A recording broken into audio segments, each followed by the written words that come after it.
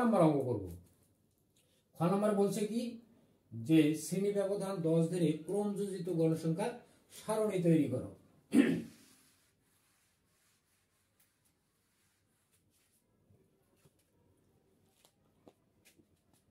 খ এর সমাধান। খ এর সমাধান। তাহলে শ্রেণী ব্যবধান 10 ধরে ক্রমযোজিত গণসংখ্যার সারণী তৈরি করতে হবে। তাহলে শ্রেণী ব্যবধান 10 ধরে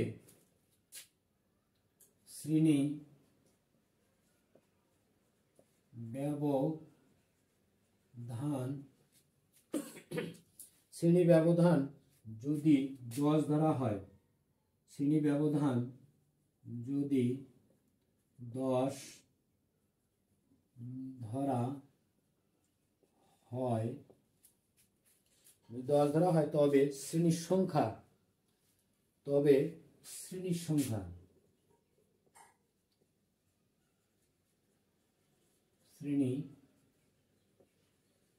সংখ্যা সমান সমান।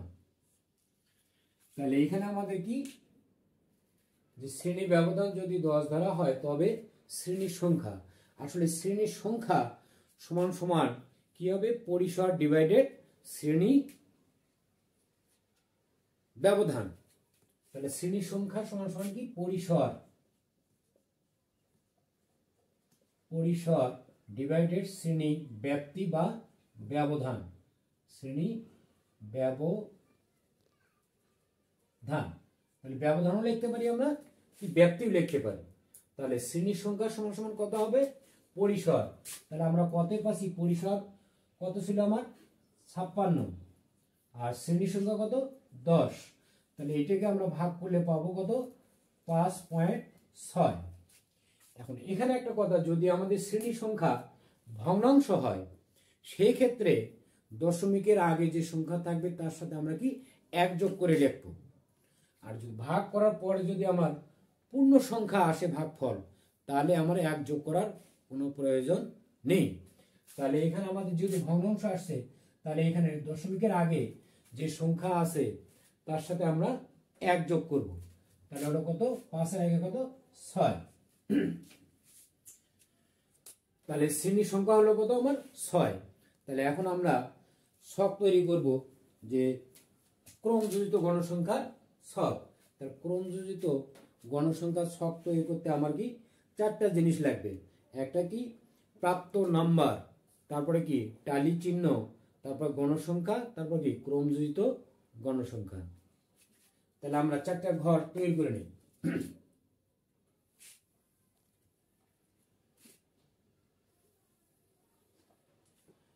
তাহলে এখানে নিচের দিক দিয়ে হবে কত 6টা, 1 2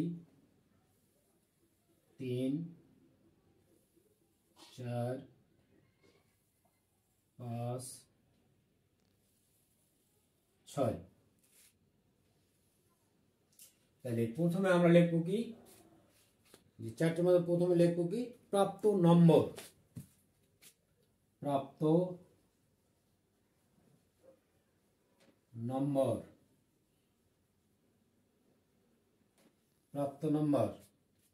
তারপরে লিখবো কি টালি চিহ্ন,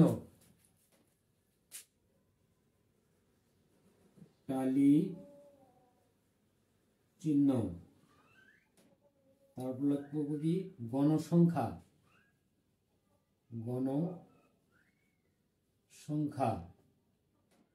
তারপর লিখবো কি ক্রমযোজিত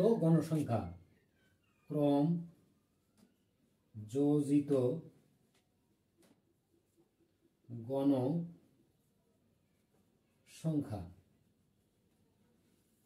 এই। তাহলে আমাদের ক্রমযোজিত গণসংখ্যার সারণী হলো কটা, ছকটা হবে কি প্রাপ্ত নাম্বার, টালি চিহ্ন, গণসংখ্যা, ক্রমযোজিত গণসংখ্যা। এখন এই প্রাপ্ত নাম্বার আমার সর্বনিম্ন নাম্বার ছিল কত 35। তাহলে আমরা 35 থেকে শুরু করতে পারি, 35-এর নিচে থেকেও আমরা কি শুরু করতে পারি, কিন্তু 35 ব্যতি রেখে আমরা 36 থেকে শুরু করতে পারবো না। যদি আমরা 36 থেকে শুরু করি সেই ক্ষেত্রে আমার টোটাল গণসংখ্যা আমার এখানে যে 40 জন শিক্ষার্থী আছে এই 40 কিন্তু আমার মিলবে না। তাহলে এখানে আমরা 35 থেকে যদি আমরা শুরু করি 35, তাহলে 35 থেকে আমাদের কি 10 ব্যবধান। তাহলে 35 থেকে আমরা কি হিসাব করব 35, 36, 37, 38, 39, 40, 41, 42, 43, 44। তাহলে 35 থেকে হবে কত 44, তারপরে হবে কত 45 থেকে কত 54, তারপরে 55 থেকে হবে কত 64, তারপর 65 থেকে হবে কত 74, তারপর 75 থেকে হবে কত 84, তারপর 85 থেকে হবে কত 90, 94, সরি 94। তাহলে এটা গেল আমাদের কি প্রাপ্ত নাম্বার। এখন তোমরা বলতে পারো যে স্যার আমার তো 94 নাই উদ্দীপকের মধ্যে। 94 আমাদের নাই, কিন্তু আমাদের হিসাবে গণসংখ্যা বা ট্যালি চিহ্নতে আমার 94 আসবে না। এখন আমরা 35 থেকে 44 এর মধ্যে কতজন আছে সেটা আমরা হিসাব করব।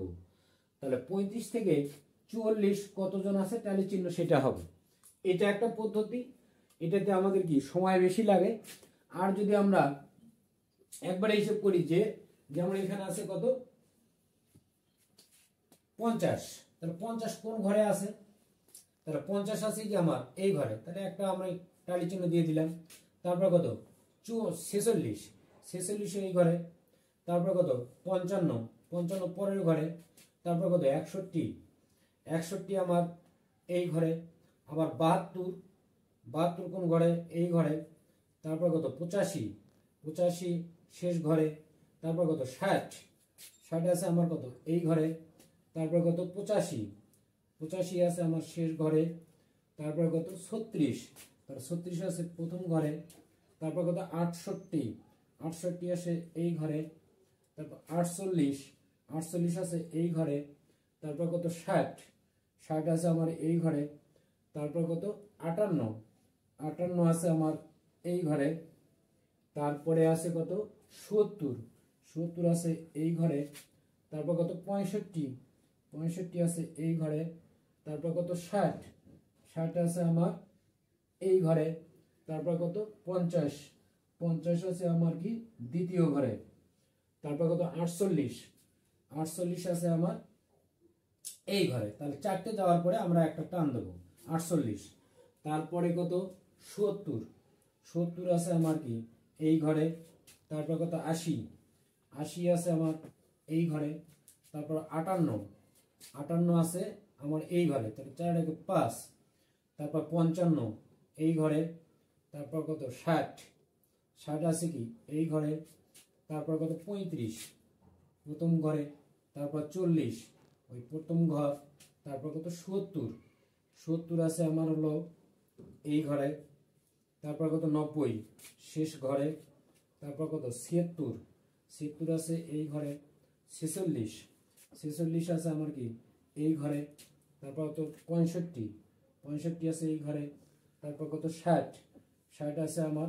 এই ঘরে, তারপর কত 56 আছে এই ঘরে, তারপর কত 40, 40 আছে প্রথম ঘর, তারপর কত 50, 50 আছে দ্বিতীয় ঘর, তারপর 65, 65 আছে এই ঘরে, তারপর কত 68, 68 আছে আমার এই ঘরে, তারপর কত 55, 55 আছে এই ঘরে, তারপর 45, 45 আছে দ্বিতীয় ঘর, তারপর কত 60, 60 আছে আমার হলো এই ঘরে, তারপর কত 65, 65 আছে এই ঘরে। এইভাবে যদি আমরা করি তাহলে দ্রুত আমাদের ট্যালি চিহ্নগুলো হয়ে যাবে। তাহলে ট্যালি চিহ্ন এখন আমরা লিখব কি গণসংখ্যা।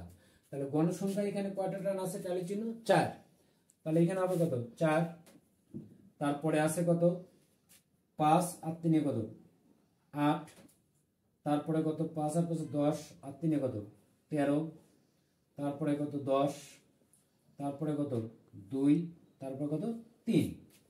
এটা হলো কি আমাদের গণসংখ্যা। এখন আমরা এখানে গণসংখ্যার সাথে আমার প্রাপ্ত নাম্বার আমার ঠিক আছে কিনা সেটা আমরা হিসেব করলে আমরা দেখব যে টোটাল গণসংখ্যা আমার কত হয়। 4 আর 8 12, 12 আর 13 তাহলে 25, 25 আর 10 35, 35 আর 2 কত 37, 37 আর 3 তাহলে 40। আমার টোটাল প্রাপ্ত নাম্বার আছে কি 40। তাহলে এখানে আমাদের গণসংখ্যা মিলে গেছে। এখন কি ক্রমযোজিত গণসংখ্যা, তাহলে তোমরা তো জানো যে ক্রমযোজিত গণসংখ্যা আমরা কিভাবে বের করি, যে গণসংখ্যা প্রথম ঘরে যে সংখ্যাটা থাকবে, যে মান থাকবে, সরাসরি আমরা সেটা আমরা এখানে লিখব। তাহলে এখানে আমরা গণসংখ্যা প্রথম ঘরে আছে কত 4। এখন গণসংখ্যা সরাসরি প্রথমটা আমরা ক্রমযোজিত প্রথম মান। এখন দ্বিতীয় ঘরে আমরা লিখব কি ক্রমযোজিত প্রথম মান গণসংখ্যার কি দ্বিতীয় মান। কি বললাম, যে ক্রমযোজিত প্রথম মান গণসংখ্যার কি দ্বিতীয় মান, এই দুটি আমরা কি যোগ করব। তার মানে হবে কি 4 যোগ কত 8 সমান কত 12। আবার এই 12-র সাথে আবার কি 13 যোগ, তাহলে 12 যোগ কত 13 সমান কত 25। তারপরে কি 25 যোগ 10 সমান কত 35। 35 যোগ 2, 35 যোগ কত 2 সমান কত 37। তারপরে কি 37 যোগ কত 3 সমান কত 40। এখন আমাকে খেয়াল করতে হবে যে ক্রমযোজিত লাস্ট মান, তাহলে ক্রমযোজিত লাস্ট মান কত হলো আমার 40। আবার টোটাল গণসংখ্যা n সমান সমানও কিন্তু আমার 40। এখানে এক বেশি হওয়া যাবে না, এক কম হওয়া যাবে না। যদি এক বেশি বা কম হয় তাহলে বুঝতে হবে যে আমার টালি চিহ্নের মধ্যে কোথাও কোনো ভুল আছে। এই জিনিসটা আমরা কি খেয়াল করব। তাহলে ক্রমযোজিত গণসংখ্যা নিয়ে তো আর কারো কোনো সমস্যা নেই।